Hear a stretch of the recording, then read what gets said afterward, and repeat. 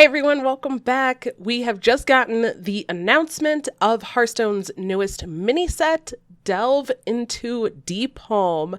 And this is the mini set that is going with Showdown in the Badlands. So they announced and revealed this kind of schedule here. So 4 days of reveals, Thursday, Friday, Monday, Tuesday, and then the following Thursday on January 18th of 2024, the mini set will be launching. So let's take a look at the first set of reveals. And Therazane is the elemental lord who is kind of ruling over Deepholm and protecting. And of course, they have to have Therazane in here. So she is a neutral legendary, and she is a 7 mana, 7/5 elemental with taunt and death rattle, double the stats of all elementals in your hand and deck. Okay, so not minions, not elementals that are going to be on the board, but it is a taunt with a death rattle, which personally, if it's going to have a death rattle, I kind of like it having the taunt so that it really kind of forces your opponent to deal with it a little bit more than other death rattles. It is a little bit costly, so I'm not sure if this is going to fit into like more aggressive elemental decks, but it could be, at least as like maybe a top end or just something to help prolong the game a little bit, make it more difficult for an opponent to maybe stall the game and kill off like weaker, smaller elementals. So this could still maybe fit in like a more aggressive elemental shaman, but because it's neutral, it can go in a wide variety of decks. So this is going to be a really interesting one.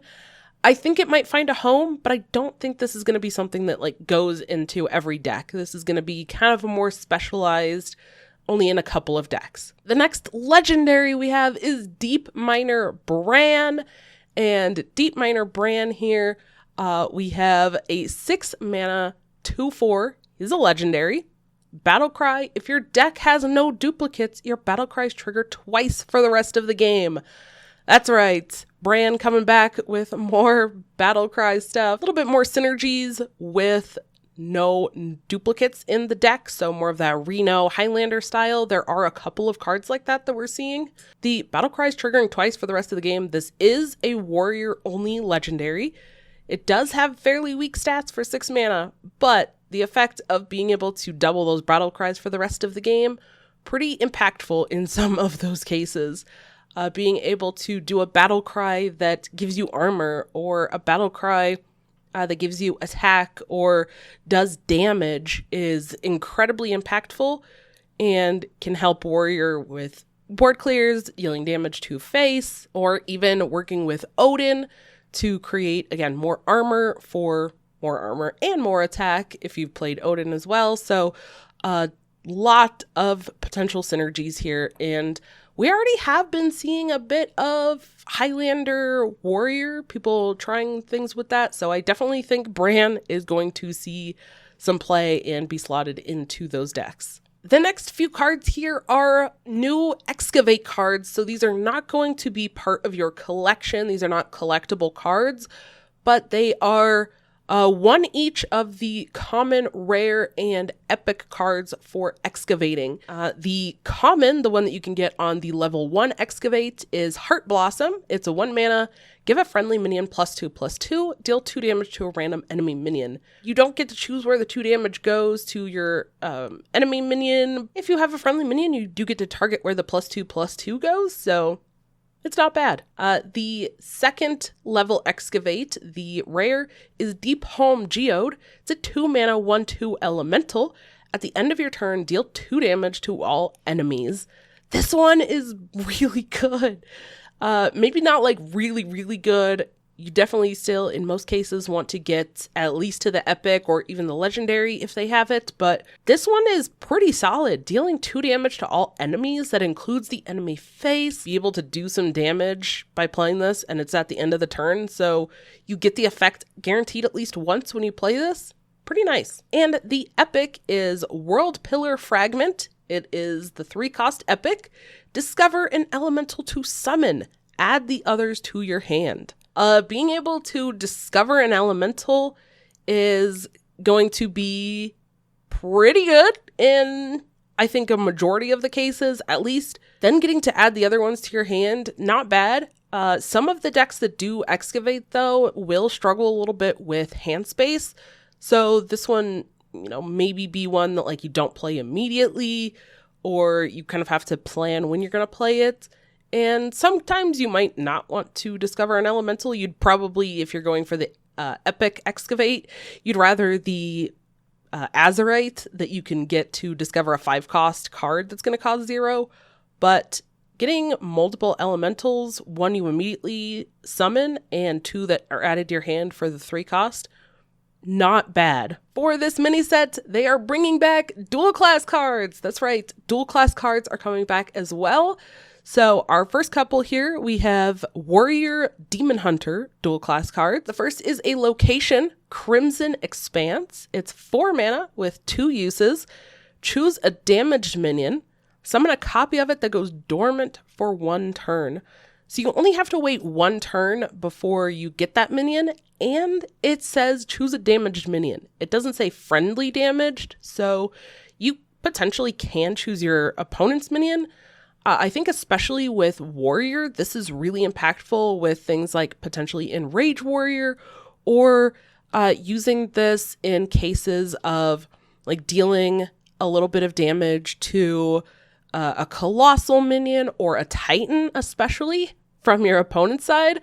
Summoning a copy that's dormant and then using other clears to completely remove your opponent's Colossal or Titan is huge. I really like this one. I think that there's also some use for this definitely in Demon Hunter. There's a lot of tools in Demon Hunter for dealing like a little bit of damage, damaging something, getting a copy, and then, going for it. There's some charge minions between both of these classes that can utilize summoning something and then having it dormant and wake up the next turn. It is slightly expensive at the 4 for a location, but it's a pretty powerful effect. So I think if this were 3, it would be a little bit too powerful. So this seems good. The next one is Burning Heart, a 1-mana fire spell. Again, Warrior and Demon Hunter. Deal 2 damage to a minion. If it survives, give your hero +3 attack this turn. Yeah, this is really nice. I think, again, this can work with that location. This is a cheap spell that's doing a little bit of damage, and surviving gives your hero attack. So Warrior likes this, and Demon Hunter like this in combination with their weapons that they already have. This is another cheap spell for Demon Hunter that can be used in like the Naga Demon Hunter with the Sharpshooter. You could use it on your own minion and make it survive if you need that added attack as well for like a lethal or anything like that. So it has that flexibility of not specifically targeting an enemy minion where they can play around it a little bit. So this seems pretty solid, and like it's probably going to be used in a couple different ways. Next up, we have some neutrals, and I love these. If you have seen any of my streams or any of my content, I love elementals. I love dragons, and we're definitely getting at least a lot of elementals so far, but we have our first elemental dragon. I'm so excited. This is an elemental dragon, Stone Drake. It's a 6-mana, 2/8 elemental dragon. Okay, the stats are a little wonky, but it's got Divine Shield, Taunt, and Lifesteal, and it can't be targeted by spells or hero powers. Okay, so you can't play a spell on it to buff it, but there's other ways to buff bodies on the board or things in your hand. If you're using this in maybe like a Reno Highlander deck, maybe you've already played Reno, you get the hero power that buffs something, right? You deal 2 damage somewhere and one of your minions gets +2/+2. That's a possibility. But I think there are enough potential synergies in a lot of decks to be able to give this a little bit more stats. So it's a little expensive for the somewhat understated body itself, but it has a lot of upside. The Divine Shield is huge. It does have the taunt, so you're kind of making minions attack into this. That's adding to that lifesteal, and because of the high health, with the taunt, it's pretty great. Next, we have Shale Spider. It's a 2-mana 3/2 elemental. Battlecry, if you played an elemental last turn, draw a card. This one is just, it's not flashy, but it's good. It is very good for an elemental deck. It's low cost, and there's the upside of getting to draw a card. It's aggressively statted with 3 attack and then the 2 health in like Elemental Shaman or maybe Elemental Mage. This is fantastic. And then our epic neutral here, we have Iridescent Gyreworm. It's a 3-mana 4/3 elemental with Death Rattle. Give each of your minions a random bonus effect. So these bonus effects are going to be like Lifesteal or Taunt or Divine Shield or something like that. It's okay. This is not one of my favorite ones so far. I think, again, this is one that maybe can be good. It's not like super flashy. The thing that I don't like about it is it's a Death Rattle. If this were a battle cry, this would be nutty. But with it being a Death Rattle, you kind of have to either have your opponent not kill it and then fill up your board, or get multiple minions and then kill it off on your own, or maybe have something that kills it off, but you're also doing that just for like random bonus effects. It's like, okay, this might be something that is slotted in again to some of those elemental decks because it's a cheap elemental. Maybe this is something you pick as like a discover effect or something to fill in a curve or just fill in a spot. The benefit I do see of this is it's just giving your minions in general. It doesn't have to be specifically other elementals. Then we have a neutral legendary. Again, we have Maruut Stonebinder. It's a 7-mana 5/6 battlecry. If your deck has no duplicates, discover an elemental to summon. Add the others to your hand. Okay, so this is kind of like the epic Excavate that we saw. That one is 3, but you only get it off of excavating. This one is something you can put in your deck, plus you get this body, plus the discovered summoned body, so you get 2. I don't know.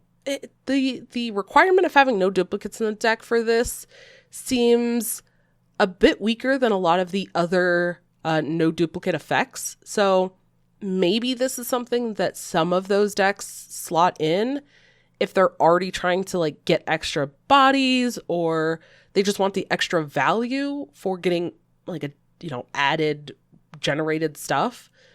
But I don't think this is going to be something that like every Highlander, every no duplicate deck even plays, honestly. So to me, this one's like, okay, maybe it's used a little bit here or there, sure. Then we have a couple of more Demon Hunter cards and more dual class. So we have a Demon Hunter card, Fell Fissure, 4-mana Fell spell. Deal 2 damage to all minions. At the start of your next turn, deal 2 more damage to all minions. Seems a little expensive, and it's dealing damage to all minions, so your own minions as well. Maybe there's some use for it, especially with like putting in spell damage, or if you can get your spells to repeat when you draw them, you're getting added effect there, sure. This is going to be a little bit more, I think, for like defensive style Demon Hunter decks, where you really want that damage to be going more to your opponent's minions and not yours. Unless there is some sort of synergies with dealing damage to your own minions, like we see with the location. So maybe, again, this can be used with the location, but I think Demon Hunter has a little bit better tools to work with that. Then we have a Demon Hunter Rogue weapon.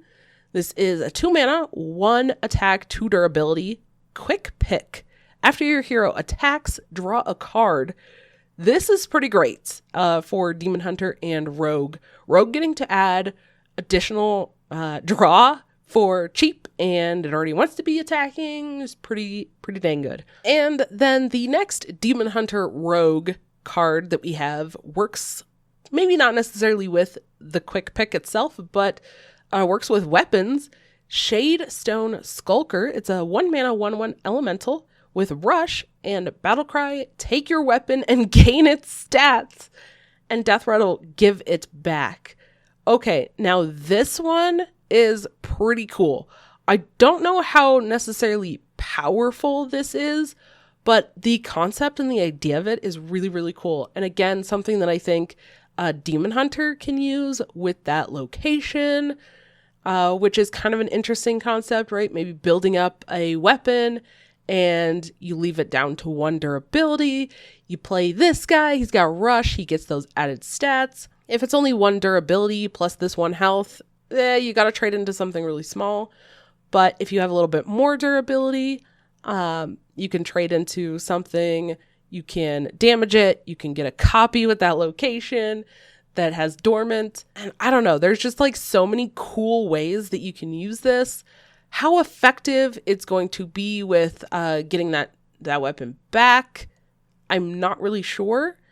I guess this could play around like weapon removal a little bit. I don't know. It's a cool concept and a cool card, but right now I'm not seeing this being like an incredibly powerful, need to have it kind of minion, right? Then we get to our last few cards for the first day. This is Rogue and Rogue Priest. So our Soul Rogue card is Fool's Gold, 1 mana. Get a random golden pirate and elemental from other classes.